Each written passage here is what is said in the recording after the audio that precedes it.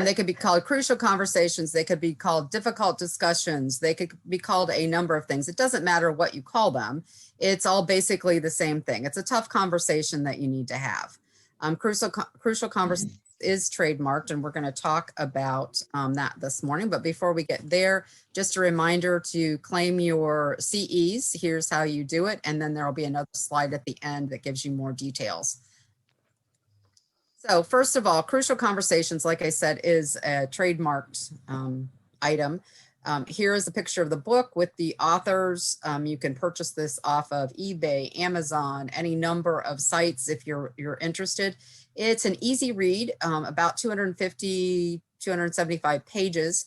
I wanted to pull a couple of things from there. And while I'm talking a lot about crucial conversations in the book, we are going to look at some other resources, and I've listed those at the end also, resources and references. So first of all, what is a crucial conversation?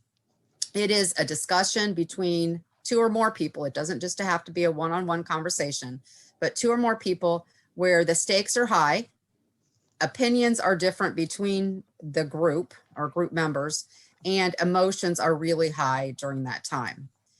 One of the major things they say is that dialogue is really important. And when I think about students today and precepting and our experiences with dialogue as texting mostly, it really brings home the fact that having conversations or dialogue between two people is important, that free flow of meaning between two people. And I've added things like honest, open expression of opinions, shared feelings, and then articulation of theories. And that is, what do I think? And then having that honest exchange between two people. So I've tried to break it down into something easy because it is a long book and there's lots of information out there. You can take 2-day seminars on crucial conversations. So this is the way I kind of looked at this, and hopefully this is useful to you. I decided that there were, was going to use the 6 W's that we usually use when we think about writing a memo or writing a newspaper article. So who is the who? Well, in our case, we're really concentrating on the preceptees, that preceptor-student relationship. And usually the dialogue would then take place between those two people when we're talking about a crucial conversation.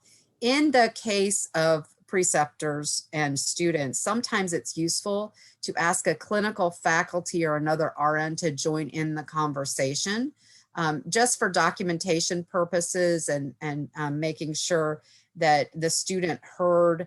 And if there is something that comes up later, there were at least 2 people there for the conversation. Certainly one-on-one dialogue is perfectly fine, but having that third person there in a student situation may be useful to you, and you'll need to decide that at the time. So what is this all about? Well, it's about when opinions vary and emotions run strong. So what about those opinions? Well, you really, before you begin this, need to define your goal or your outcome of this conversation and say, well, what is it that I want to have happen by the time we finish this dialogue? The other thing is that you want to get your emotions under control, and we'll talk a little bit about pre-work, but this is kind of a review and rehearse situation. Where if you can go through those things and kind of plan them out, things will probably run smoother. And the authors of the book make the point of that on several occasions and actually give you scenarios to work on to do that. So what are some things that happen in healthcare? Well, this is one of their studies, and what they found is that there were some trends in healthcare where potential crucial conversations could take place, but many people hadn't. So those broken rules, those mistakes, incompetence, and the ones that I've starred, if you look at the MD ratings, they have a larger percentage of MDs who've experienced these things. And what happened is while people noticed this was going on, nobody said anything.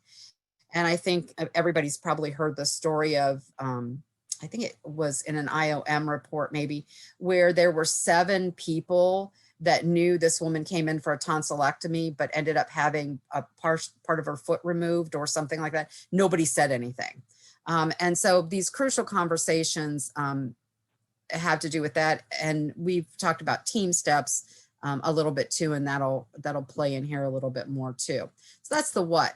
So what are the whens? Well, I just told you that planned is much better. So when the stakes are high with student situations, and I've written some student situations where I went, oh, well, you could probably plan these conversations out with your students. Things like being absent, missing opportunities for feedback, not being able to prioritize things are planned conversations you could have, because they're not something that's a safety issue. Then there are these unplanned situations where something is unsafe. They're not following the rules. They get defensive, and you weren't quite expecting that during the feedback session. So one of the things that came to mind as I was thinking about that is, how could we make sure that things are always planned? So in this unplanned, and I've told you to try to avoid those because you want to, keep your emotions in check and your goal in sight.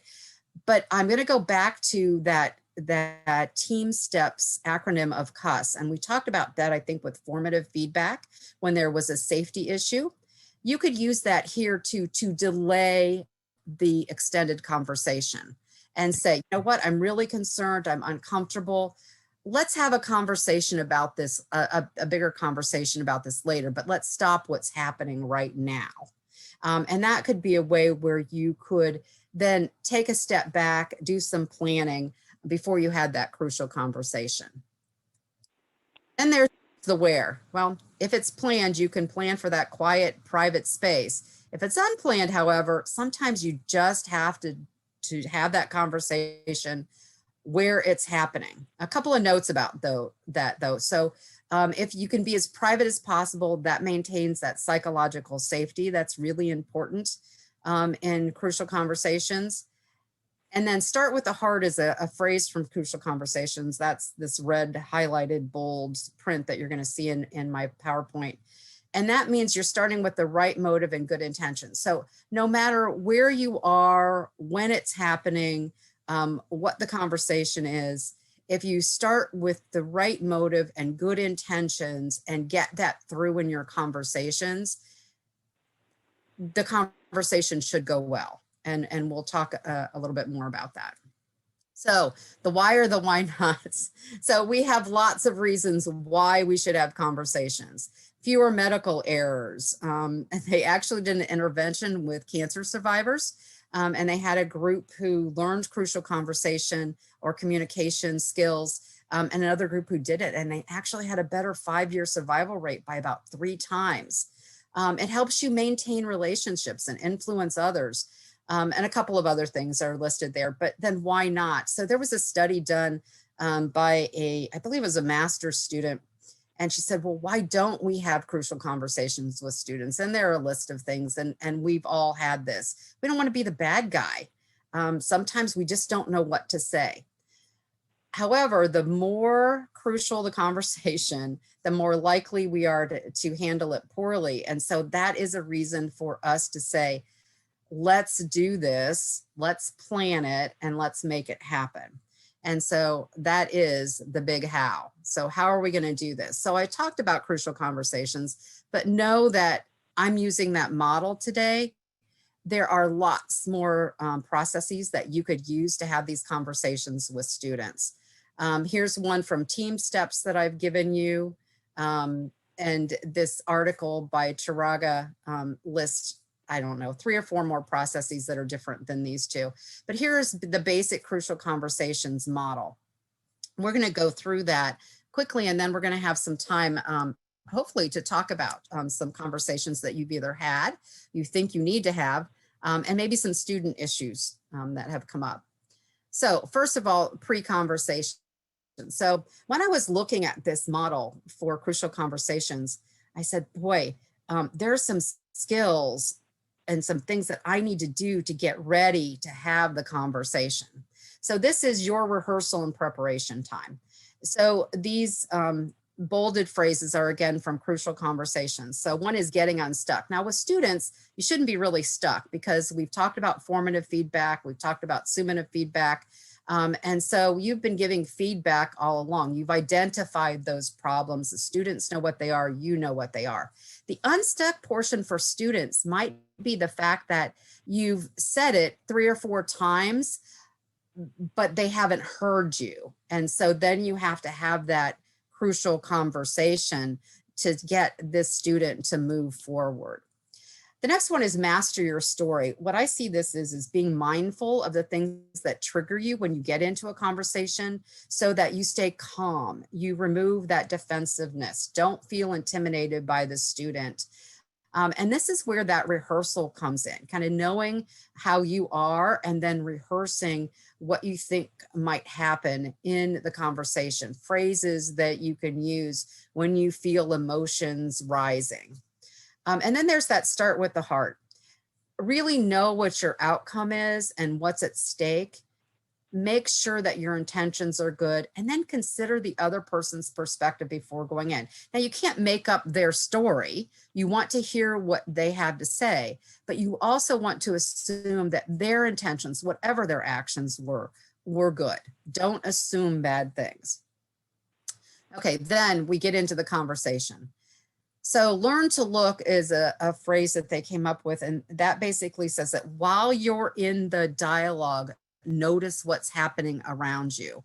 Monitor if things are safe space. Psychological safety is a key phrase these days. And keep the emotions, your emotions in check, and help the other person do the same thing in the way that you approach them, the tone that you use, the way you set things up. The dialogue this guy's having with his employee right there at the desk is not the way to look. You know, you don't want to have that intimidation factor. Think about all of the incivility and the bullying that happens, and say, I don't want to have that look to me when I go in. And that plays directly into the make it safe. Start out with what are our points of agreement, or actually you can't start there, but as you're having the conversation, look for points of agreement. Start out with a mutual purpose though. State, here is what I want to happen here. Can you agree with that? And that has to do then with that next point of stating your path in a very unemotional way. Just say, here's what I see. And here's where I want to be at the end. When you share strong opinions without shutting down those other viewpoints, that's really helpful, because the second part of this, remember that dialogue is between two people. You need to explore or look at that other person's thinking, how they understand the problem. And the last thing is that when you are with a student, you always want to make sure that they are in the dialogue with you. Sometimes they tend to clam up or blow up, and we're going to talk about that. I think the book calls it silence or violence, and we'll have a little more conversation about that. Then after the conversation, and I call it post-conversation, but it actually happens at the end of the conversation, where you make an action plan. And I think we're all used to having action plans. So here's what this model looks like, kind of put into a picture format. So if you're a visual learner, here's where we want to be. And we want to be in that sweet spot of the blue area, this pool of shared meaning. So when we do our pre-work, we get into that crucial conversation, we state where we are, we look for what the other person has to say. We are looking for a shared mental model, the things we have in common, making sure that we're discussing honestly what our feelings are, what our theories are about the problem at hand. And we want to stay in that blue area. This zone of safety is really important. Psychological safety, physical safety. If somebody feels intimidated, they certainly are not going to be open to that conversation in the middle. I have added those two red blocks on the upper left and the lower right, those ones learn to look. They are in the model that are in the book, but they weren't on any of the models I could find. So when you are learning to look for things like withdrawing or avoiding. Those lead to silence, that clamming up. On the other side of that is the violence, the person who looks to control or attack during the conversation. Whenever you see those things happening, this is where mental rehearsal comes in. and being able to say, you know, I notice that this is happening. I really would like to get back to the dialogue so that we can come to some conclusions about what we would like to do here today. So that rehearsal, so that you don't get keyed up or emotional or pulled into their emotionality during the conversation, is really important. This is a tip sheet for you that I added in. I just want to make sure that I had a chance for you guys to look at this so that I can show you what's in the rest of the PowerPoint. Here are some resources that I used. We used Crucial Conversations. On the left-hand side, I found a book called Critical Conversation. That is more about the medical field. And then on the left-hand side is Team Steps. And I do want to tell you that you can take a self-paced Team Steps course that is free of charge. And that is the website where you can find that. Here's how you do the CE completion. I want to get that out of the way before I started with questions and having some conversations about things that you guys have seen. I am going to go back to the model so that we can take a look at it as you are talking. But I want to hear what you guys have to say about maybe conversations you've had, conversations that are coming up. What do you think?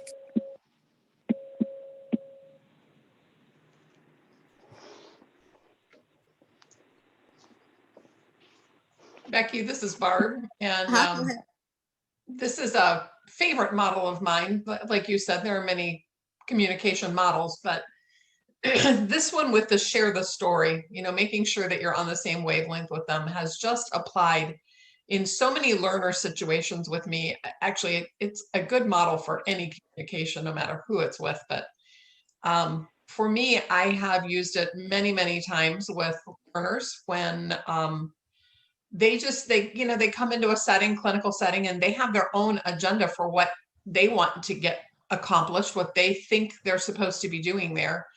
And it just kind of takes the us and them out of it and brings you into a shared story, to where you both have the same goals. So I've used it a lot in that situation to make sure that we all have the same goals for the day or for the experience period.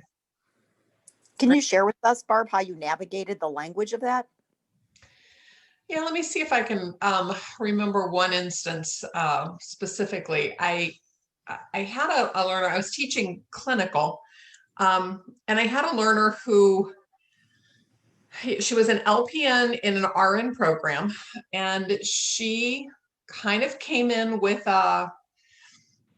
I already know this, I've already done this, you're really not going to teach me anything new kind of attitude.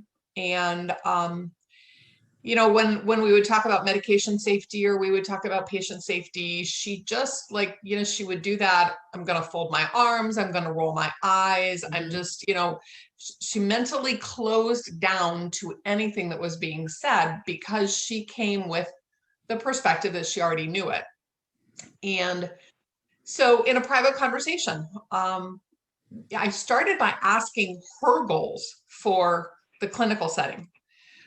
Instead of starting with my goals, I asked for her perspective on what she was there to learn. And I don't think she had thought of that. She was there because she had to be there. She wasn't there because she put any pre-thought into what she still needed to learn as an LPN moving to the RN role. And then I shared with her what I knew she needed to achieve, and there were a few overlaps on that. And so we came up with a mutually agreed outcome that things that she had already done, hundreds and thousands of oral meds, we weren't going to dwell on those. But that she would participate in the conversations because she had wisdom and experience to share with the other students, and that she would not mentally and even physically withdraw from the conversation. And then when we got to topics that she needed, she would be able to engage more in the learning aspect and ask questions. And so it really was a negotiation of what each of us expected the other to need and achieve out of that. And it had a positive outcome. Her complete attitude changed after we had the conversation. And I think sometimes it's just acknowledging what you're thinking is going on right now is not what I'm thinking is going on. So let's get on the same thinking path. And, Right. you know, it doesn't have to be confrontational. It was a very professional conversation. Mhm. Great. Yeah, yeah. I wanted to just mention or just comment on Barb's story. That sounds like it's really like building relationship. And that's probably really valued by people, that they feel they're being heard and not just being told, or kind of lectured.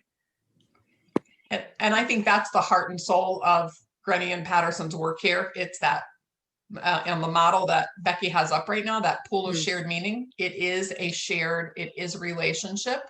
It's not boss to employee, preceptor to student, parent to child. It's two human beings finding shared meaning. Mhm. And that really Absolutely. first get unstuck, where you see relationships aren't going well, is kind of one of their first questions. And that those are the places they say, here's a place where maybe a conversation would be useful, if your relationship is broken in some way. So this model really works for, married couples, parent child, just like Barb was saying. But it really works well too with, the preceptor preceptee, relationship.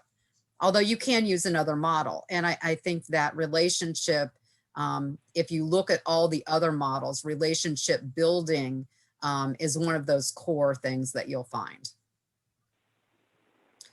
Great. I think Cheryl and Tanya were both on. Do you guys have any examples that you'd like to share? Anything you want to work through? I haven't personally had anything with students, but I definitely feel like there's been some times that I've had to use crucial conversations. And it's not a terribly comfortable thing for me to do, to Mhm. speak up when I see problems.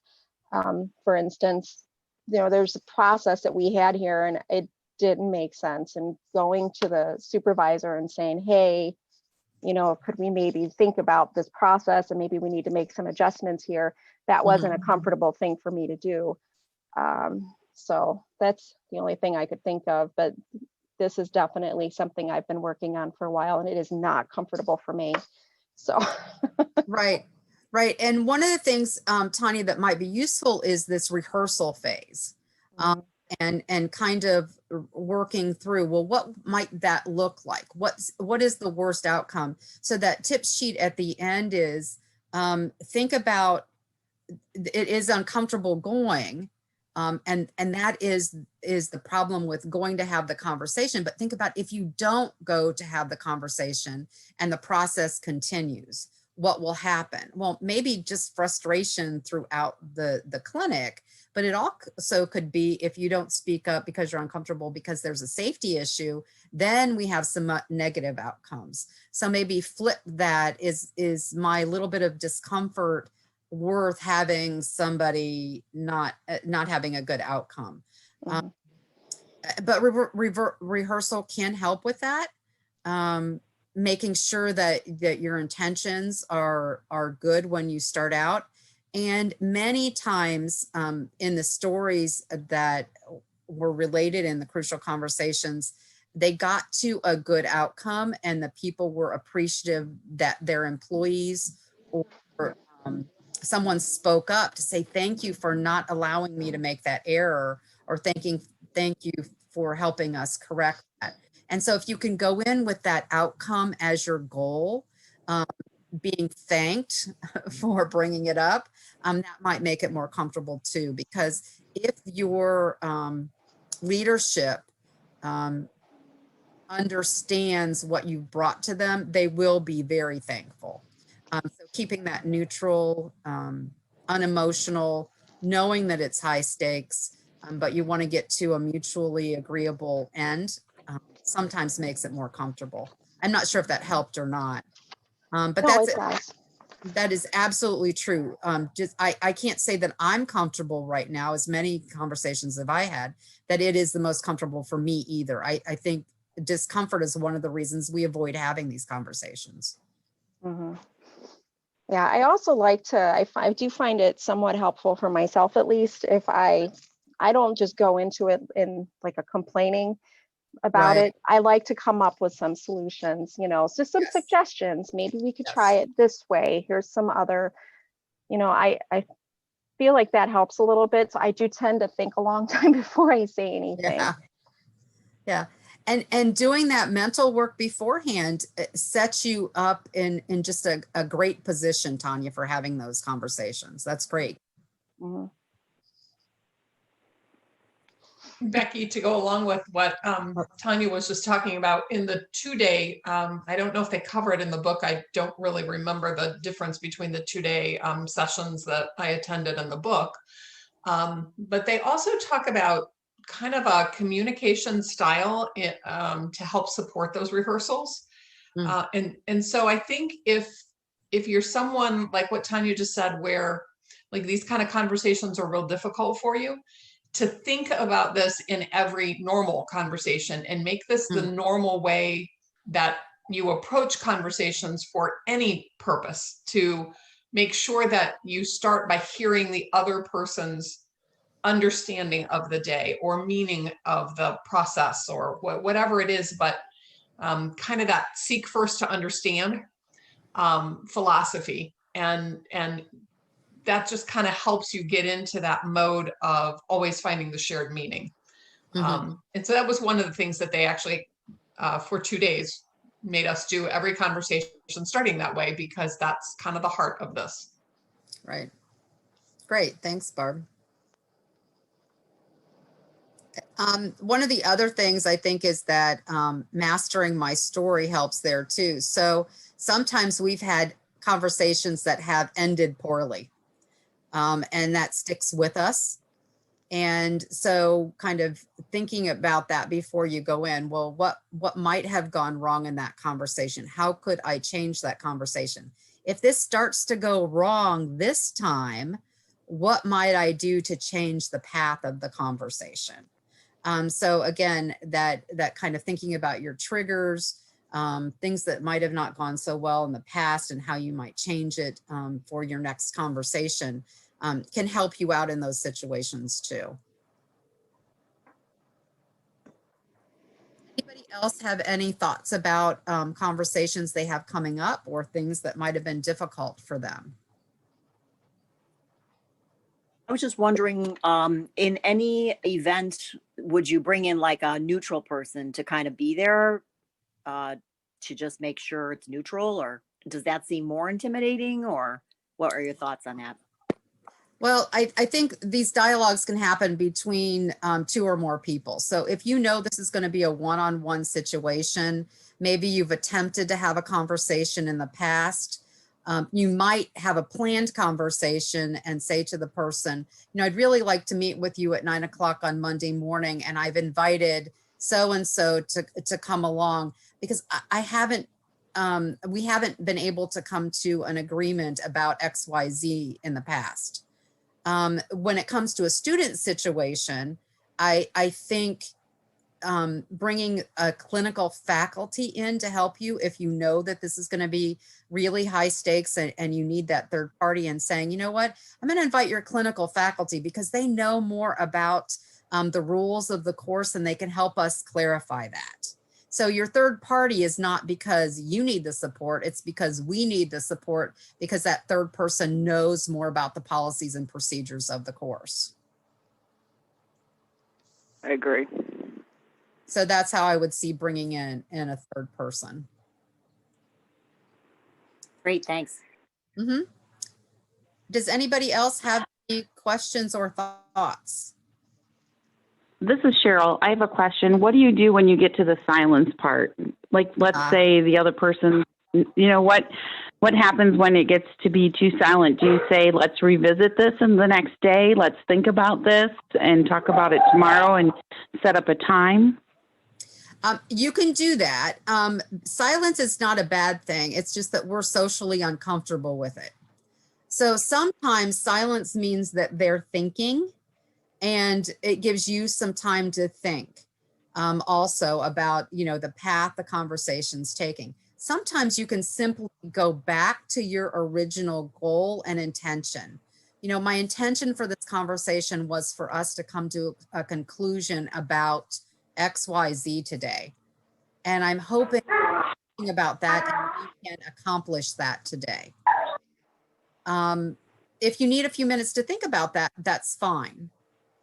And then sit silently for a little bit. And it may be 2 or 3 minutes of silence. And think about that. You can watch the clock on the wall and you go, oh my gosh, 2 or 3 minutes is a really long time to be silent.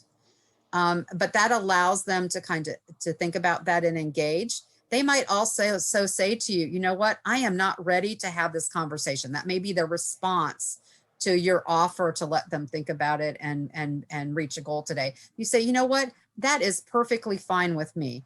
I think that, we've started something great here and I would like to meet with you again. I have tomorrow at 9 o'clock. Does that work for you?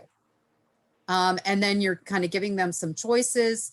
You're asking them to meet with you again. You're validating that you started a good conversation, although you haven't finished the conversation. And Barb, you've had more experience with this, I think, than I have. Does that sound reasonable to you? It does. The other thing, absolutely everything that you said, yes. The other thing that is I have found helpful in the past with the silent ending or the silent interlude is just to ask what that means, that they're not speaking up.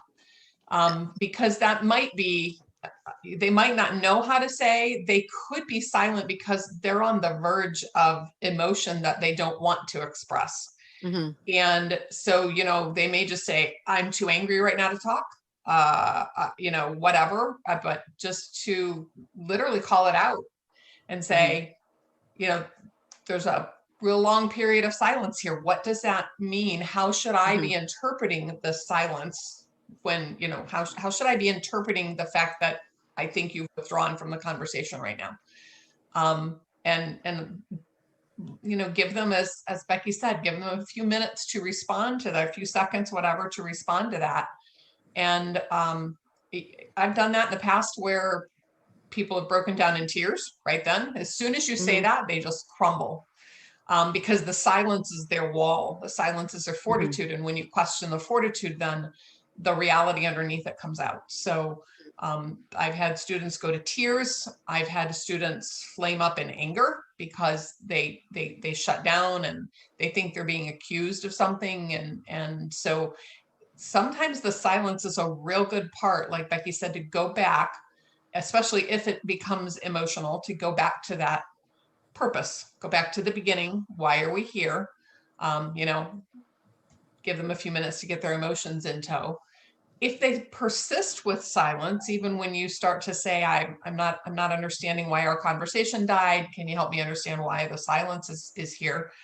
Then I think, as Becky said, you say, we're not going to waste any more time today. Then I'd like for you to think about this and let's regroup.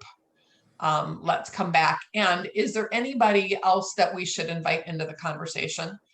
Becky said, in response to Mary's question, we can choose who, but sometimes it's also helpful to ask them who else should we include in the conversation. Doesn't mean you have to, but it at least gives you some insight into what they're thinking. Right. And one thing, just to build off what Barb was saying, is I've actually used this multiple times. I worked with adolescents a lot in my practice. And what I would say to them, because they didn't always have the right words, I'd say, you know what, you say what you're thinking and we'll fix it later. That sometimes allowed them to say what they had to say. And then we figured out what that meant for them.